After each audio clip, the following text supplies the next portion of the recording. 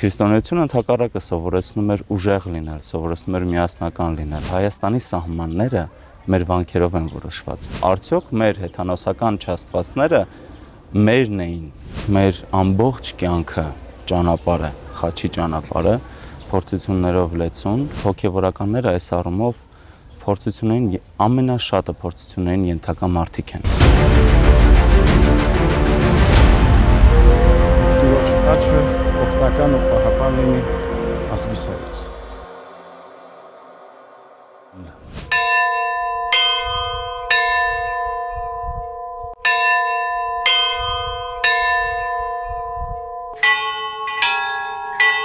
Տեր հայր, 301 թվականին, երբ Հայաստանը մերժեց հեթանոս աստվածներին և պետական կրոն հռչակեց քրիստոնեությունը, սա ինչ ազդեցություն թողեց Հայաստանի հետագա կյանքի վրա, որովհետև կա կարծիք, որ քրիստոնեությունը սրով եկավ, արյունով եկավ և թուլացրեց Հայաստանի պետության հիմքերը, որովհետև դրանից հետո մենք տեսանք ամենահզոր դինաստիայից մեկի Արշակունյաց թագավորության անկումը Հայաստանի առաջին բաժանումը ևս։ Տեսեք, ճիշտ եք ասում, որ քրիստոնեությունը սրով եկավ, բայց սրով գալը արդեն իսկ ուժի խորհրդանիշն է, ոչ թե թուլության։ Քրիստոնեությունը թուլություն չբերեց, ընդհակառակը հզորացրեց մեր թագավորությունը։ 301 թվականը եւ 387 թվականը իրար հետ կապելը չեմ կարծում, որ ճիշտ է որևէ մակարդակով, որովհետեւ 387 թվականի բաժանումը ուներ այլ պատճառներ։ Առաջին հերթին մեր երկրի մեջ կար պառակտվածություն։ Եվ պառակտվածություն ոչ միայն ժողովրդի մեջ, այլ նաև արքունական տան եւ նախարարների մեջ։ Նախարարներն ու թագավորը իր ընտանիքով հաշտ չէին իրար հետ։ Բացի դրանից կար Պարսկաստանի եւ Հռոմի ֆակտորը, այսինքն Պարսկաստանն ու Հռոմը գտնվում էին բախման մեջ եւ Հայաստանը գտնվում էր այդ բախման խաչմերուկում։ Եվ բնական է, որ թե Պարսկաստանը եւ թե Հռոմը պիտի փորձեին սիրաշահել, իսկ եթե ոչ սիրաշահելով, ապա պարտադրելով Հայաստանին իրենց կողմը քաշել։ Հետևաբար 387 թվականի անկման պատճառները Արշակունյաց տան թուլացումն էին, պառակտվածություններ, որ կար նախարարական տների եւ արքունական տան միջև, ինչպես նաեւ ոչ քրիստոնեական կեցվածքը, որովհետեւ մենք գիտենք, որ մահափորձեր եւ անգամ հասել են Գրիգոր Լուսավորչի որդիներին, թոռներին, հենց նույն արքունական տան թելադրանքով։ Պատմությունը դրա մասին վկայում է, հետևաբար եւ բացի այդ հեթանոսությունը դեռ տարածված էր։ Իսկ քրիստոնեությունը ընդհակառակը սովորեցնում էր ուժեղ լինել, սովորեցնում էր միասնական լինել։ Հետևաբար 301 թվականի պատճառով չէր, որ 387 թվականը եղավ, ընդհակառակը։ Եվ ասեմ ավելին, հենց քրիստոնեության շնորհիվ է, որ մենք չձուլվեցինք ոչ պարսիկների եւ ոչ էլ հռոմեացիների հետ բաժանումից հետո, որովհետեւ 404 թվականին Մեսրոպ Մաշտոցը ստեղծեց գրերը, ինչը մեզ հնարավորություն տվեց ստեղծել ինքնուրույն գրականություն, ինքնուրույն մշակույթ եւ 451 թվականը եղավ պատերազմ հանուն հավատքի նաեւ, այնպես որ քրիստոնեությունը դարձավ այն զենքը, այն միջոցը, որով հայկական ինքնությունը պաշտպանվեց եւ մնաց անգամ երկու կայսրությունների, երկու գերտերությունների մեջ բաժանված լինելով։ Ինչու քրիստոնյա հայը հազարամյակներ անց պահպանեց հեթանոսական որոշ սովորույթներ։ Առ այսօր էլ մենք նկատում ենք, որ հեթանոսական որոշ սովորույթներ պահպանվում են։ Մեր կենցաղում, մեր առօրյա կյանքում ո՞րն է պատճառը։ Տեսեք, քրիստոնեությունը երբ եկավ ոչ թե վարից դեպի վեր, այսինքն ժողովրդից դեպի թագավորության ներկայացուցիչները, այլ ընդհակառակը վերևից դեպի վար, այսինքն թագավորը մկրտվեց դարձավ քրիստոնյա եւ արդեն ուժով նաեւ քրիստոնեությունը տարածեց ամբողջ Հայաստանով մեկ։ Հետևաբար ժողովրդի մեջ, որը այդժամ նոր դարձել էր քրիստոնյա եւ ուներ արմատացած սովորույթներ, ժողովրդի մեջ այդ սովորույթներից հրաժարումը պիտի լիներ դժվարությամբ եւ Գրիգոր Լուսավորիչը շատ խելացի քայլի գնաց, վերափոխելով այն սովորույթները, որոնք չէին հակասում իրենց բովանդակությամբ, այսինքն բնույթով քրիստոնեությանը, փոխելով դրանց մեջ հեթանոսական տարրերը եւ ներմուծելով քրիստոնեական գաղափարախոսությունը։ Հիմա շատ են ասում, որ օրինակի համար Վարդավառը, որ մենք Վարդավառի ժամանակ ջուր ենք ցողում միմյանց վրա։ Ավելի շատ Վարդավառն ենք նայում։ Այո, Վարդավառը, Տյառնընդառաջը, շատ են ասում, որ դրանք հեթանոսական ծեսեր էին, որոնք հայ եկեղեցին պահպանել է, բայց ես մի հետաքրքիր ավանդույթ գիտեմ, որ Վարդավառը ոչ թե հեթանոսական տոներ, այսինքն ոչ թե Վարդավառը, այլ ջրով ցողելը միմյանց, այլ երբ Նոյը իջել է Արարատ լեռան վրայից եւ մնակվել է այստեղ, հիշատակ ջրհեղեղի, իրենք ամեն տարի միմյանց վրա ջուր են ցանել։ Եվ հիմա հարց է, արդյոք այդ սովորությունները, որոնք քրիստոնեությունը վերցրել է, ադապտացրել է եւ դարձրել է քրիստոնեական, բնականաբար հանելով յուրաքանչյուր հեթանոսական գաղափարախոսություն այդտեղից, արդյոք այդ սովորությունները իրականում հեթանոսական էին, թե ոչ։ Տիառնընթարաչի հետ կապված էլ բազմաթիվ տարընկալումներ կան, բայց երբ որևէ ծես վերցնես եկեղեցական եւ դրա խորքը նայես եւ նայես թե ինչ ցուցումներ կան մեր գրքում դրա հետ կապված, ապա կտեսնես, որ այդտեղ որևէ հեթանոսական տարր անգամ չկա։ Իսկ կարող ենք ասել, որ քրիստոնեության պետական կրոնի հռչակումը փրկություն էր ժամանակաշրջանի համար, մեզ համար փրկություն էր եւ ոչ ազգային դիմագիծ։ Բայց փրկությունը եւ դիմագիծը իրար հետ են։ Փրկեց այդ ժամանակ ժողովրդին, բայց մեր Բայց չդարձավ դիմագիծ։ Տեսեք, 301 թվականին, երբ քրիստոնեությունը ընդունվեց, բնականաբար ինքը դարձավ փրկության աղբյուր մեր ժողովրդի համար, թե հոգևոր առումով, որովհետև մենք ձերբազատվեցինք կեղծ աստվածներին սին պաշտամունքից եւ ընդունեցինք միակ եւ ճշմարիտ Աստծուն։ Հետևաբար փրկություն էր եւ հոգևոր առումով, եւ նաեւ քաղաքական առումով, որովհետև քրիստոնեության ընդունմամբ մենք կարողացանք անկախանալ ավելի շատ, քան էինք, որքանով որ էինք հռոմեական կայսրությունից եւ Պարսկաստանից։ Հետևաբար այո, քրիստոնեությունը փրկություն դարձավ հայ ժողովրդի համար, թե քաղաքական եւ թե հոգեվոր առումով, բայց արդյոք այն դարձավ դիմակից թե ոչ, անդրադառնալով այդ հարցին, ասեմ ձեզ, երբ մենք այսօր խոսում ենք որևէ երկրի մասին, մեր մտքերում միանգամից պատկերներ են, չէ՞, գալի օրինակի համար, եթե ասեք Իսպանիա, առաջինը կարող է ցլամարտը ձեր մտքին գա, չէ՞։ Չինաստան, այդ պատը օրինակի համար։ Երբ ասում ես Հայաստան, առաջին ինչ մտքիդ գալիս է մայր տաճարն է։ Երբ ասում ես Հայաստան, առաջին ինչ մտքիդ գալիս է խոր վիրապն է։ Եվ Հայաստանի սահմանները մեր վանքերով են որոշված։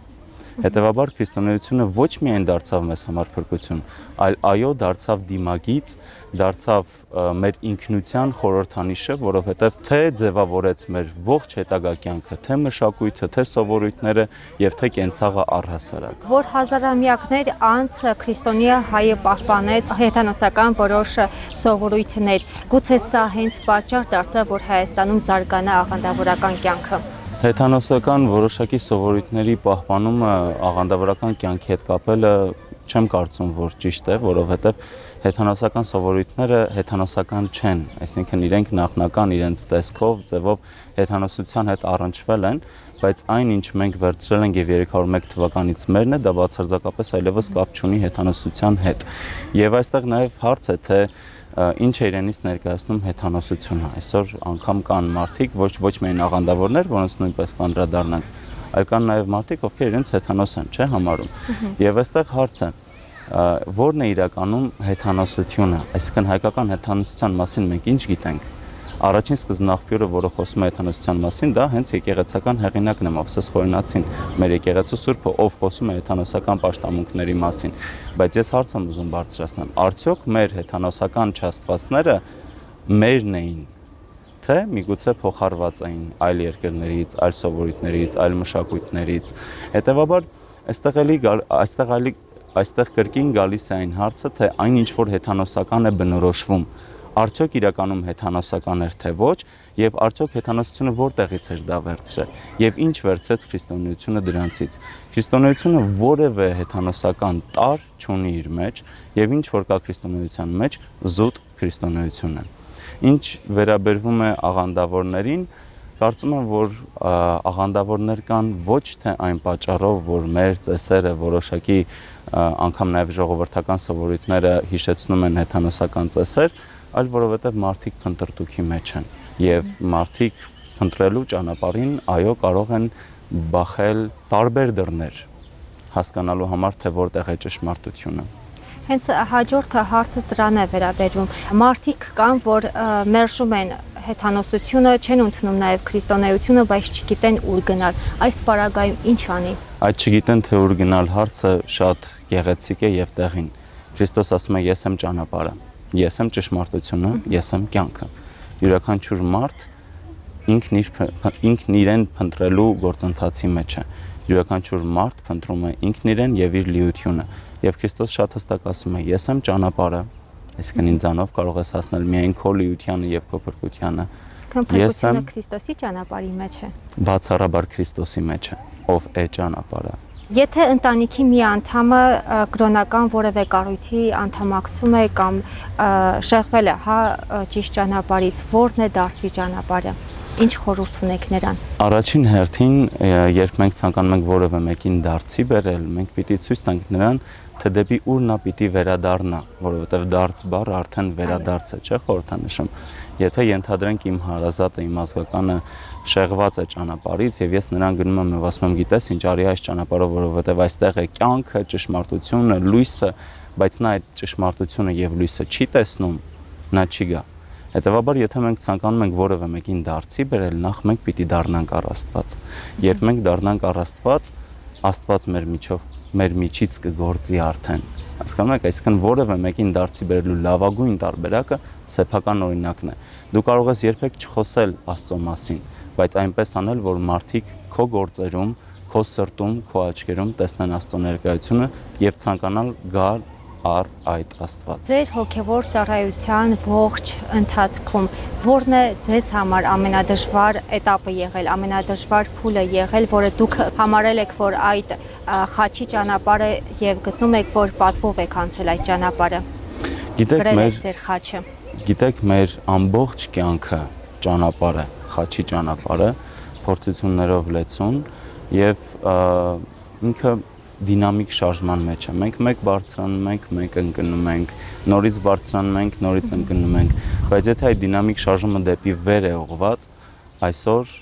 մենք ավելի լավ վիճակում ենք, քան էինք 1 տարի առաջ, անգամ այսօրվա մեր անկումներով։ Իմ կյանքից կարող եմ ասել, որ 2 անգամ են եղել իմ մոտ դժվարությունները, ավելի մեծ դժվարություններ համեմատած մնացած փորձերի հետ իմ կյանքի, փորձառության հետ։ Եվ առաջինը եղել է, երբ որ ես նոր եմ ընդունվել ճեմարան, երբ որ ես որոշել եմ, որ պիտի գնամ դեպի Աստված, եւ երկրորդը եղել է, երբ որ ես նոր դարձել եմ քահանա։ Այսինքն 2 կարևոր этаպներում իմ կյանքի, երկուսում էլ ես բախվել եմ խնդիրների, ներքին խնդիրների, ներքին երկպառակվածության, կարելի այսպես ասել, եւ կարող եմ ասել, որ դրանց հետևում կանգնած է մի պարզ ընկալում, երբ դու ձգտում ես մոտենալ Աստծուն, չարը ամեն ձև ձգտում է քեզ հեռացնել Աստծուց։ Ինչքան շատ ես դու վայելում քո կյանքում Աստծո ներկայությունը, այդքան ավելի շատ է չարը փորձում ներգործել քո վրա, որովհետև ինչքան ավելի մոտ ես դու Աստծուն, այդքան ավելի զորեղ է Աստծո ներկայությունը քո մեջ եւ այդքան ավելի շատ մարդիկ կարող են զգալ Աստծո ներկայությունը, ինչը բնականաբար չարին ձեռնտու չէ։ Բայց այսօր մենք ունենք մի իրողություն, երբ հոգևորականն է շեղվում, մոլորվում դեպի Աստծուն տանող ճանապարհից։ Այս պարագայում դուք ինչ խորհուրդ ունեք այդ հոգևորականներին, ձեր հոգևոր ընկերներին, հոգևոր եղբայրներին եւ արդյոք նրանց համար, երբ հոգևորականն է շեղվում այդ ճանապարհից իր բաժին խաչից, եթե կարող ենք այսպես ասել, կա փրկություն, կա հոգու փրկություն։ Տեսեք, ինչպես ասացի, ինչքան շատ ես դուք ձգտում մոտենալ Աստծուն, այդքան ավելի շատ է չարը փորձում քեզ Աստծուց հեռացնել։ Եվ հոգևորականները այս առումով փորձություններին ամենաշատը փորձություններին ենթակա մարդիկ են։ Այսինքն վստահ եմ, որ չարի համար ավելի լավ է մեկ հոգևորական շեղել ճանապարհից, քան հարյուրավոր մարդկանց, որովհետև մեկ հոգևորականի շեղվելը արդեն իսկ կարող է պատճառ դառնալ հարյուրավոր, եթե ոչ հազարավոր մարդկանց շեղվելու համար։ Հետևաբար բոլոր հոգևորականները կարիքն ունեն բոլոր հավատացյալների աղոթքների, որովհետև ամենամեծ փորձությունները կարծում եմ բաժին են ընկնում հենց հոգևորականներին։ Սուրբ գրքում ասվում է, ում շատ է տրված, նրանից շատ պիտի պահանջվի, ում քիչ, նրանից քիչ։ Եվ կարծում եմ հոգևոր առումով, հոգևոր պատասխանատվության առումով հոգևորականներին շատ է տրված։ Երբեմն այդ ծայրությունը պատճառ է դառնում, որ հոգևորականները ընկնեն։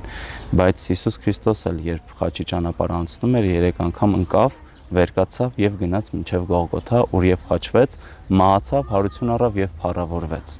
Հետևաբար մենք էլ, որ Քրիստոսի հետևորդներն ենք, Քրիստոսի հետևից գնացողներն ենք, չենք կարող բացառություն ունել, մենք չենք կարող չսայթակել եւ եթե մենք կանգնենք, այո, փրկություն մեր համար կա։ Ի վերջո, մարդը ինչու է ընտրում խաչի ճանապարհը Քրիստոսին, երբ այլընտրանքը ավելի հեշտ է, ավելի դյուրին է թվում։ Գիտեք, ինչ որ հեշտությամբ տրվում է, հեշտությամբ էլ կորցնում ես։ ինչ որ դժվարությամբ է ստանում, երբեք բաց չես թողնում։ Խաչի ճանապարհը, ինչու Քրիստոս գնաց խաչի ճանապարհով, ինչու խաչվեց։ Մեր եկեղեցու հայրերից Սուրբ Եղիշեն գեղեցիկ մի բացատրություն ունի։ Ասում է, երբ Աստծո որդին երկնքում էր, նա փառավորվում էր հրեշտակների կողմից, եւ մարդիկ նրան չէին ճանաչում։ Նա մարդացավ եւ խաչի վրա բարձրացավ եւ խաչը դարձավ իր գահը, եւ խաչի վրա փառավորվելով փառավորեց նաեւ ողջ մարդկությանը։ Հետևաբար, եթե մենք տենչում ենք դեպի փառքը, իսկ փառքը Աստվածը եւ Աստծո մեջ է, որովհետեւ միայն Աստված կարող է մարդուն փառավորել։ Մենք չենք կարող փառավորվել մեկս մյուսի կողմից։ Մենք բոլորս ընկած վիճակում ենք մեղքի պատճառով։ Ընկածին բարձրացնել չի կարող։ Բարձրացնել կարող է միայն նա, ով բարձունքում է։ Մեծարել կարող է միայն նա, ով մեծարված է։ Հետևաբար, եթե մենք ցանկանում ենք մեծարվել, փառավորվել, բայց ոչ թե մարդկանց աչքերում, այլ Քրիստոսի աչքերում իր հետ միավորվելու համար, ապա մենք չենք կարող խուսափել մեր խաչի ճանապարհից, որովհետև խաչով Քրիստոս բարձրացվեց, խաչով փառավորվեց եւ մենք էլ պիտի խաչով փառավորվենք։ Տիրոջ խաչը օգնական ու պահապան լինի ազգի սերից։